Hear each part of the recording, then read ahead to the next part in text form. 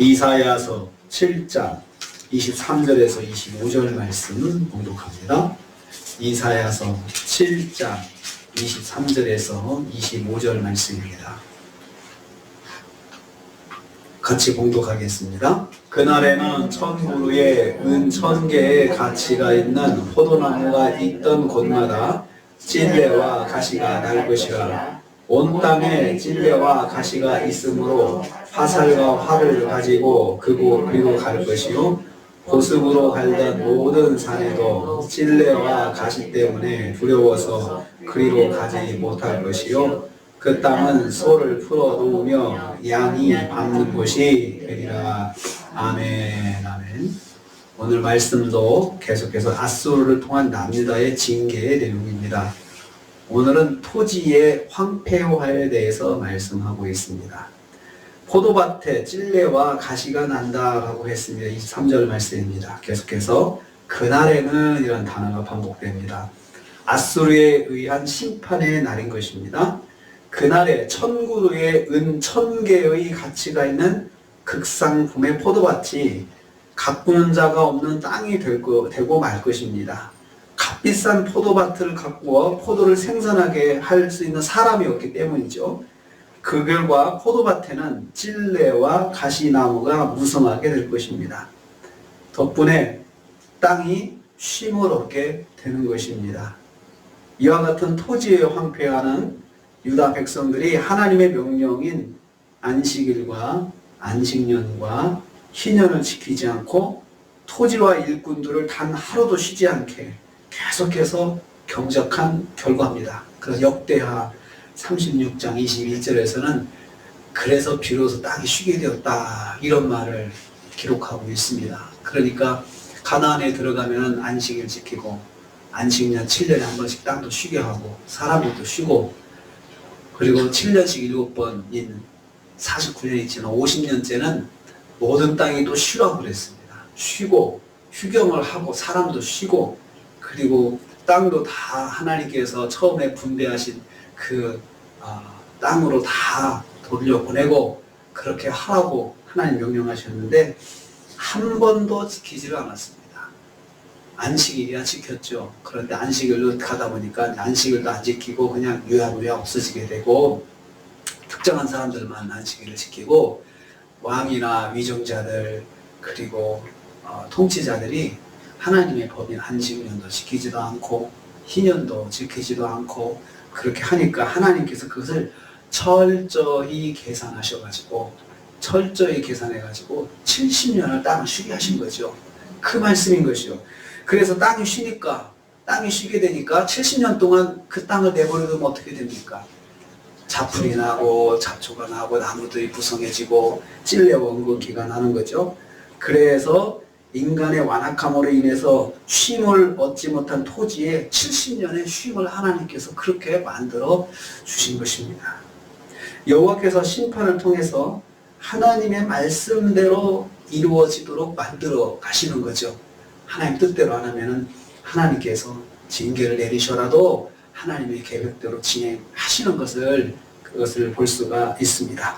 또 우리가 하나님의 것을 지키지 않으면 하나님께서 또 강제로 만들어 가신다는 것도 여기서 알 수가 있습니다. 두 번째로 포도밭은 야생동물과 온갖 위험이 도사리는 곳이 될 것이다. 24절 말씀하고 있습니다. 극상품의 포도를 생산하던 포도밭으로 사람들이 가는 이유가 딱 한 가지 있습니다. 활과 화살을 가지고 간다고 했습니다. 포도밭에 왜 활과 화살을 가지고 가겠습니까? 활과 화살을 가지는 이유는 두 가지 이유가 있습니다. 전쟁하든지 아니면 사냥을 하든지. 여기서는 포도밭이 무성한 숲이 되어서 짐승이 살고 있기 때문에 그래서 사람들은 짐승을 사냥하러 화살과 활을 가지고 포도밭으로 갈 것이라는 것이죠. 원래 포도밭은 활과 화살을 가지고 가는 것이 아니고 농기구를 가지고 가야 하는 것입니다. 잘 가꿔서 좋은 포도를 생산해야 하기 때문입니다. 그러나 포도밭의 기능을 더 이상 할 수 없도록 황폐화될 것이기 때문에 이제는 포도밭은 극상품의 포도밭이라는 말은 옛날 말이 되고 난 것이죠. 70년 동안 돌보는 사람이 없어서 이제 시간이 지나면 한 1, 2년만 지나도 거기가 숲이 되는 거지 않겠습니까? 그래서 이 포도밭이 처음에 23절에 말씀할 때 천그루에 은 1000개의 가치가 있는 포도밭이다. 나무 한 그루에 은 1개라는 거죠. 은 1개는 노동자 당시에 4일 품삯입니다. 나무 한 그루에 노동자 4일 품삯의 가치가 있으니까 포도나무가 얼마나 값이 있는 겁니까? 그만큼 값지다는 것을 과장하게, 과장법으로 표현을 한 것입니다. 하나님 말씀에 불순종하면 받은 축복을 더 이상 누리지 못하게 됩니다. 그 상품의 포도밭을 가지고 얼마나 그 주인들이 애지중지하면서 수익을 냈겠습니까? 그러나 그것도 누리지 못하게 된 것입니다. 세 번째로 산지는 소와 양의 땅이 될 것이다 했습니다. 25절 말씀입니다. 곡괭이로 밭을 갈았던 산지에도 찔레와 가시나무가 풍성해서 사람들이 농사할 수 없는 땅이 될 것입니다. 그러나 그 땅에 소와 양만큼은 풀을 먹을 수 있게 될 것입니다. 그 땅은 소를 놓으며 양을 밟는 곳이 되리라고 했습니다.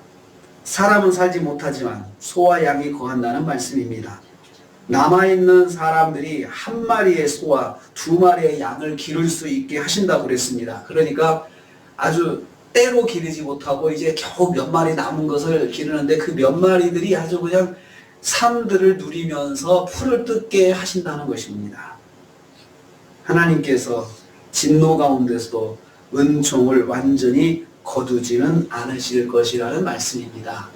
그러니까 때로 기르던 양이 1-2마리 남아가지고 그 키우는데 그것들이 먹을 것이 없으면 안 되잖아요. 걔네들의 세상이 된 거예요. 마음껏 먹고. 그렇지만 어떻게 보면은 사람이 그것을 양육하는데 사람도 많지도 않고 몇 사람이 살아가가지고 몇 마리의 양을 그 넓은 들을 풀을 뜯고 다닌다는 건 얼마나 처량합니까? 그래도 그걸로 최소한의 먹을 수 있는 그런 환경을 만들어 주시는 것입니다. 여호와는 심판 가운데서도 최소한의 은혜를 베풀어 주십니다. 최소한의 은혜. 그러니까 하나님의 백성이 맞고 혼난다고 끝나는 게 아니고 그래도 그 속에도 숨 쉴 수 있는 숨구멍은 하나님께서 남겨주신다는 거죠. 최소한의 은혜. 지금 이스라엘이 앞으로 그렇게 될 것이다. 그렇게 말씀하고 있습니다. 오늘 우리가 하루를 삽니다. 하나님의 은혜는 있을 때 잘 지켜야 합니다. 축복도 받았을 때 다 잘 지키는 게 중요합니다. 그걸 축복받았다고 하나님 뜻대로 살지 않고 그러면 그것이 또 다시 변합니다. 누리지 못하게 되는 것이고 그런 은혜가 은혜되지 못하는 날이 온다는 것입니다. 그래서 은혜는 받았을 때 관리를 잘 해야 합니다. 이번 한 주간도 받은 은혜, 한 주 주일날 받은 은혜 잘 간직해서 승리하시는 저 여러분 되시기를 주님의 이름으로 축복합니다. 주님 감사합니다.